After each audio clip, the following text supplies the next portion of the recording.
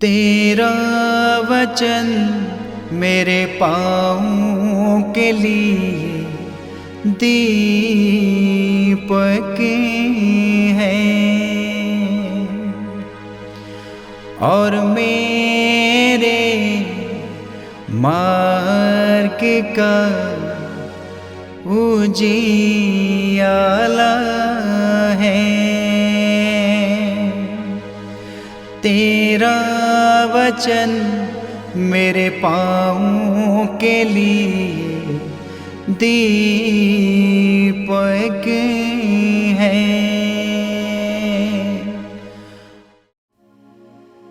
पहला पाठ नबी इसायास का ग्रंथ अध्याय 55 पद संख्या 6 से 9 तक।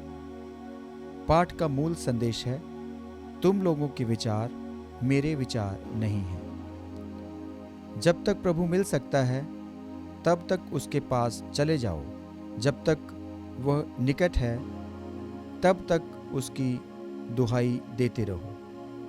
पापी अपना मार्ग छोड़ दें और दुष्ट अपने बुरे विचार त्याग दें।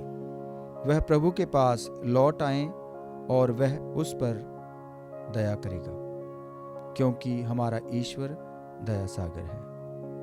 प्रभु यह कहता है, तुम लोगों के विचार मेरे विचार नहीं हैं और मेरे मार्ग तुम लोगों के मार्ग नहीं हैं। जिस तरह आकाश पृथ्वी के ऊपर बहुत ऊंचा है, उसी तरह मेरे मार्ग तुम्हारे मार्गों से और मेरे विचार तुम्हारे विचारों से ऊंचे हैं। यह प्रभु की वाणी है। ईश्वर को धन्यवाद। भजन अनुवाक्य। प्रभु उन सबों के निकट है जो उसका नाम लेते हैं। प्रभु उन सबों के निकट है जो उसका नाम लेते हैं। मैं प्रतिदिन तुझे धन्य कहूँगा, मैं सदा सर्वदा तेरे नाम की स्तुति करूँगा। प्रभु महान और अत्यंत प्रशंसनीय है, उसकी महिमा की सीमा नहीं है। अनुवाक्य। प्रभु उन सबों के निकट है जो उसका नाम लेते हैं। प्रभु दया और अनुकंपा से परिपूर्ण है, वह सहनशील और अत्यंत प्रेममय है। वह सबों का कल्याण करता है, वह अपनी सारी सृष्टि पर दया करता है। अनुवाक्य। प्रभु उन सबों के निकट है जो उसका नाम लेते हैं। प्रभु जो कुछ करता है अच्छा ही करता है, वह जो कुछ करता है प्रेम से करता है। वह उन सबों के निकट है जो उसका नाम लेते हैं, जो सच्चे हृदय से उससे विनती करते हैं। अनुवाक्य। प्रभु उन सबों के निकट हैं जो उसका नाम लेते हैं। दूसरा पाठ फिलिपियों के नाम संत पौलुस का पत्र अध्याय 1 पद संख्या 20 से 24 और 27 आयत। मसीह मुझ में मेहमानवंत होंगे, चाहे मैं जीता रहूं या मर जाऊं। मेरे लिए तो जीवन है मसीह और मृत्यु है उनकी पूर्ण प्राप्ति। किंतु यदि मैं जीवित रहूं तो सफल परिश्रम कर सकता हूं। इसलिए मैं नहीं समझता कि क्या चुन लूं। मैं दोनों ओर खींचा हुआ हूं। मैं तो चला जाना और मसीह के साथ रहना चाहता हूं। ये निश्चय ही सर्वोत्तम है। किंतु मेरा शरीर में विद्यमान रहना आप लोगों के लिए अधिक हितकर है। आप लोग एक बात पर ध्यान रखें, आपका आचरण मसीह के सुसमाचार के योग्य हो। ये प्रभु की वाणी है। ईश्वर को धन्यवाद। जय घोष हालेलुया। अनुवाक्य। हालेलुया। शब्द ने शरीर धारण कर हमारे बीच निवास किया। जितनों ने उसे अपनाया उन सबों को उसने ईश्वर की संतति बनने का अधिकार दिया है। अनुवाक्य। हालेलुया।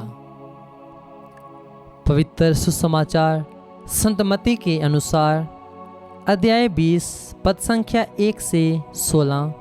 यीशु ने अपने शिष्यों से कहा, स्वर्ग का राज्य उस जमींदार के सदृश है जो अपनी दाखबारी में मजदूरों को लगाने के लिए बहुत सवेरे घर से निकला। उसने मजदूरों के साथ 1 दिनार का रोज़ाना तय किया और उन्हें अपनी दाखबारी भेजा। लगभग पहले पहर वह बाहर निकला और उसने दूसरों को चौक में बेकार खड़ा देखकर कहा, तुम लोग भी मेरी दाखबारी जाओ, मैं तुम्हें उचित मजदूरी दे दूंगा। और वे वहाँ गए। लगभग दूसरे और तीसरे पहर भी उसने बाहर निकलकर ऐसा ही किया। वह 1 घंटा दिन रहे, फिर बाहर निकला और वहाँ दूसरों को खड़ा देखकर उनसे बोला, तुम लोग यहाँ दिन भर क्यों बेकार खड़े हो? उन्होंने उत्तर दिया, इसलिए कि किसी ने हमें मजदूरी में नहीं लगाया। उसने उनसे कहा, तुम लोग भी मेरी दाखबारी में जाओ। संध्या होने पर दाखबारी के मालिक ने अपने कारिंदे से कहा, मजदूरों को बुलाओ, बाद में आने वालों से लेकर पहले आने वालों तक सबको मजदूरी दे दो। जब वे मजदूर आए जो 1 घंटा दिन रहे काम पर लगाए गए थे, तो उन्हें 1-1 दिनार मिला। जब पहले मजदूर आए तो वे समझ रहे थे कि उन्हें अधिक मिलेगा, लेकिन उन्हें भी 1-1 दिनार ही मिला। उसे पाकर वे जमींदार के विरुद्ध बुनबुनाने लगे और बोले, इन पिछले मजदूरों ने केवल घंटे भर काम किया, तब भी आपने उन्हें। उसे पाकर वे जमींदार के विरुद्ध बुनबुनाने लगे और बोले, इन पिछले मजदूरों ने केवल घंटे भर काम किया, तब भी आपने इन्हें हमारे बराबर दिया, जो दिन भर कठोर परिश्रम करते और धूप सहते रहे। उसने उनमें से एक को ये कहकर उत्तर दिया, भाई, मैं तुम्हारे साथ अन्याय नहीं कर रहा हूँ। क्या तुमने मेरे साथ 1 दिनार नहीं तय किया था? अपनी मजदूरी ले लो और जाओ।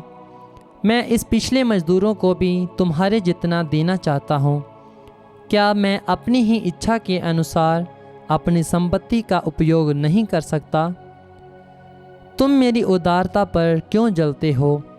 इस प्रकार जो पिछले हैं वे अगले हो जाएंगे और जो अगले हैं वे पिछले हो जाएंगे। ये प्रभु का पवित्र सुसमाचार है। ख्रिस्त की जय।